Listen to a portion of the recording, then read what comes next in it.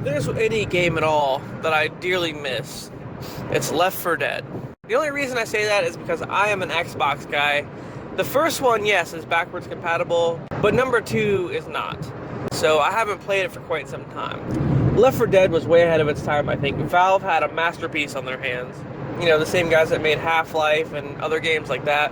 So Left 4 Dead 1 centers around 4 survivors a couple weeks after this zombie virus breaks out, and they're stuck in what I assume is Pennsylvania somewhere, and really they just have to band together to get the hell out of there. There's no sign of life, and they had to work together to survive. And there's a lot of different obstacles. So you have 4 different campaigns, and they're supposed to like mimic old like B-list horror movies, so that's where that comes from. And they don't really tie in together as far as a storyline. They're just 4 separate scenarios. And in it you have Bill, who's this retired army soldier. He'd be a good guy to have on your side. And then you have Francis, who's this tough biker who just pretty much hates everything. I mean, there's all kind of videos about that. They even made a song about it. And you got the college student, Zoe. You think she'd just be all coy and not know what the hell's going on, but she's kind of a badass. And then you got Lewis, which I think he's kind of like a bitch, but I can't say that because that's the character that I use all the time. They got a lot of different obstacles. So the goal of the game is to get through the 4 or 5 different sections of the campaign, each ending with you going into a safe room to hold out until the next part loads. Ultimately, with the 5th part being the final stand, and you get waves of different shit until the rescue vehicle arrives. Aside from all of the zombies and the horde, which any slight noise at all, like gunshots or car alarms, will set them off, even pipe bombs. Any noise at all, you'll get fucked. Aside from them, you have smokers, who are these weird gangly looking, like, I don't know, green smoky fucking things with long ass tongues. They'll grab you and pull you away from the group. You have hunters who look like parkour looking dudes in hoodies wrapped in duct tape. And then you have boomers, which are the big fatties that'll puke on you, and then their puke has a pheromone in it that alerts other zombies, so don't let them throw up on you, because then you'll get fucked as well. And if you shoot one, don't stand near it, because you'll just get fucked. And the witch. Now the witch in this game doesn't roam that often. She's usually sitting like cross-legged on the ground somewhere, crying like a little bitch. But if you go too close to her, she will stand up and freak the fuck out and pretty much insta-kill you. So you just need to be careful of that. The only way to really kill the witch is to do this achievement called Crowned, where you run up on her and shoot her in the back of the head with a shotgun. But you have to be really quick about it, or else she'll just stand up and kill you. And finally, the baddest motherfucker of the game, Brock Lesnar. No, I'm just kidding. It's the Tank. It's pretty much like this yoked up Hulk-looking thing with no bottom jaw, and it's crazy. He'll just like punch the fuck out of you and you'll fly off a building. So try to stay away from him if you can. Usually the Tank only comes out once per round, and it's usually towards the end, right when you're about to escape. He'll usually stand between you and the exit. Or at the very end when you're waiting on the rescue vehicle, there'll be 3 of them. So watch out for that. No Mercy's probably the most popular campaign of the game. You do have Death Toll, you have Dead Air, and there's Blood Harvest. Blood Harvest, I think, is the shittiest one because you're just in a cornfield with like a bunch of barns, and it's just too open. I don't like it. Let's move on to the second one. Left 4 Dead 2 was just fucking amazing. It was highly anticipated. They added in more weapons, more melee stuff, different characters, different scenarios, different area, more infected. So in this one you have Coach, that I guess used to coach a high school football team or something. He don't take no shit from anybody. Then you have Ellis, who's like this redneck guy. I think he was like some sort of mechanic or something, I don't know. But he's kind of like the loudmouth of the group. He just keeps talking. He's a smart ass. And then you have Nick, who pretty much doesn't want anything to do with anybody. He's just using the group to live, pretty much. He's kind of a loner. I think he warms up to everybody eventually, though. And then Rochelle. He's pretty much the badass of the game, I think. So you got a new group of survivors, but this time it takes place in, I want to say, Louisiana. I know there's a Louisiana campaign on there. But anyway, this one more or less has a storyline. You start off in this mall, and then you go to, like, the carnival. It's the darkest of carnivals. No, Pennywise isn't there. But that would be cool if they redid it and put him in there as, like, I don't know, like a DLC character or something. And then ultimately you work your way through Louisiana on this plantation. And the final campaign is you running across this bridge as it explodes, trying to get to the rescue vehicle. But aside from the normal infected, this time you have jockeys, which jump on your neck and ride you all over the damn place, and you lose motor function. Spitters, which they were hinted at in the first game in No Mercy if you paid attention, but they're just these long neck hoes that, like, puke on you. Kind of the same as the boomers, except if you step in there or puke, you'll just go down immediately. Chargers, which are like these inbred tank-looking things. They only have like one arm, and they make it sound like woo, and then they charge you, trample you. The witches in this game actually are roaming around, and they walk all over the damn place, so it's much harder to hide from them. And then the tanks are pretty much the same, it's just they're still assholes. So anyway, in this one, aside from the normal weapons like the AR and the shotgun, you actually get melee weapons. You can get like an axe, you can get baseball bat, you can get all kind of different weapons in this one, and it's pretty badass. You still get pipe bombs and Molotovs. In this one, I want to say you get like boomer bile in like a jar, and you can throw that. It works the same as like a pipe bomb. So anyway, yeah, that's the second one's definitely an upgrade, but like I said, I haven't played it for a while just because it's not backwards compatible. And I know they're hinting at a 3. See, the second one left off where you get rescued, and it kind of leaves it open for a third one, because the second game is actually like quite a while after the first one, even though all the characters do intersect at some point in a campaign called The Passing. You do interact with both groups, so that's cool. That was a DLC campaign.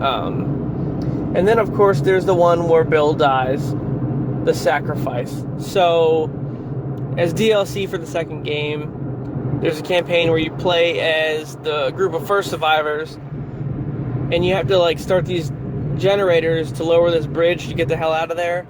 But unfortunately, right as you're about to leave, one of the generators poops out. And there's an achievement where if you're Bill, then you have to jump down and restart it, and then you just get fucking mauled by everything. And yeah, he gets left behind and killed. So I think the achievement's actually called Kill Bill, which is funny. So anyway, like I said, there should have been a third one. I think they intended on making it, but it just never happened. They were going to have newer infected. I think the tank was going to be called the Haggard, and it was going to have like a bunch of weird shit sticking out of it. And I don't know, I saw some concept art for the third one, but I don't know what happened with Valve, man. I think they just kind of like dropped the ball, or maybe they like disbanded, or some shit happened where it didn't happen. So I don't know if they're ever going to make a third one, so we got to just hold on to what we got, y'all. Just the classics. Alright, that's it for this one. See you later. What's up, guys? It's officially October, and the only videos I want to cover right now are horror themed. So today I'll be talking about Resident Evil.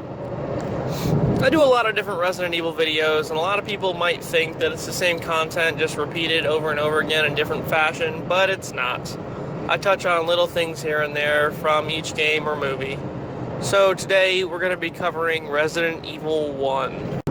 Resident Evil started back in 1996 and quickly became a cult classic video game. It spawned many movies and books and all sorts of other stuff. And it quickly became one of my favorite things ever. So the game focuses on an elite team called STARS, Special Tactics and Rescue Service. They're like a SWAT team that works out of the Raccoon City Police Department to handle special missions and stuff like that. So around July, a bunch of people go missing up in the mountains in Raccoon City, and STARS Bravo team is sent to investigate. There's word around town that there's been a bunch of cannibalistic activity going on, and some people turn up missing, so they go check it out. Bravo team is never heard from. So then Alpha team, led by Albert Wesker, goes into the woods, and what they find is horror. So not only are they chased to this bizarre mansion by these ravenous-ass dogs, but they find the Bravo team's helicopter all fucked up, and the pilot inside dead. So that's not good. So in the chase, half of the team gets all disbanded, and it's only Chris, Jill, and Wesker. Or, depending on who you play as in the game, it's Jill, Barry, and Wesker. See, each Resident Evil game, well, most of them anyway, you could pick between two different characters and have two different scenarios. Most of the time, like Resident Evil 2 and stuff like that, they're different scenarios that intertwine. But Resident Evil 1, Chris and Jill have the same exact storyline, where their roles are just flipped. So anyway, they're in this lobby of this mansion, and Chris gets sent to go check out what the hell's going on. He finds the dead body of one of the guys, Kenneth, and a zombie eating him. So he gets the hell out of there and tries to report it back to Wesker. When he gets back, Wesker and Jill are both gone. Well, fuck. You spend the rest of the game searching through the mansion, trying to figure out what the hell's going on, only finding more weird shit along the way. Most doors are locked with either an armor key, a shield key, a helmet key, stuff like that. It's a bunch of different medieval symbols. And it's just a labyrinth of nonsense. You pretty much have to go through one door to get the key to the next door, and then blah blah blah. But zombies aren't the only thing standing in your way. You have, like I said before, zombie dogs. You have hunters, which is a human/amphibian type creature that is roaming around. You have giant spiders, which that just sucks in itself. If I ran into that, I'd just like curl up in a ball and die. And there's crows and stuff like that as well. So as the game progresses, you find most of the team dead, either by, like I said, crows, or Richard, who meets his fate to a giant snake that you have to fight. Ultimately, you have to find these two pieces of this crest, which I think they changed it in the modern game. The modern game, it's something else, but when you put the two pieces together and insert it into a wall outside, it opens up this door to this tool shed, and that leads to this weird courtyard and into this weird wooden, like, guest cabin. In the cabin, you find more fuckery, including Plant 42, which you have to battle. Plant 42 is a gigantic mutated plant that you have to pretty much destroy with fire. But if you're Jill, you're lucky enough to have chemicals and you can just melt the son of a bitch. Luckily, Chris has Rebecca Chambers, who's the chemist of the team. He runs into her and she helps him defeat the plant. Jill just does it herself. I mean, she has Barry. Barry's been acting really shady like the whole time. We don't know what the hell's going on with that. So we make it through the guest area, and then we find like this weird waterfall entrance to this laboratory. So we go down there, and there's been a huge like facility underneath this mansion the whole time, ran by none other than Umbrella.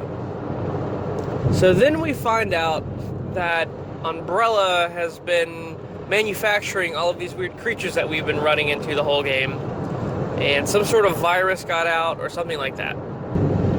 Also down here we find Wesker. Turns out Albert Wesker does run STARS, but he only created the STARS to test out the new bioweapons made by Umbrella. So he lured them to the mansion and created the whole fuckery just to test out their latest monsters. But that's not all. He's trying to two-time Umbrella and steal all their shit and sell it for himself. He kidnapped Jill and or Chris and put them in a cell down in the basement. Thus we find out why Barry's been acting weird the whole damn game. Wesker blackmailed him with his family, and so he made him do a bunch of sketchy shit.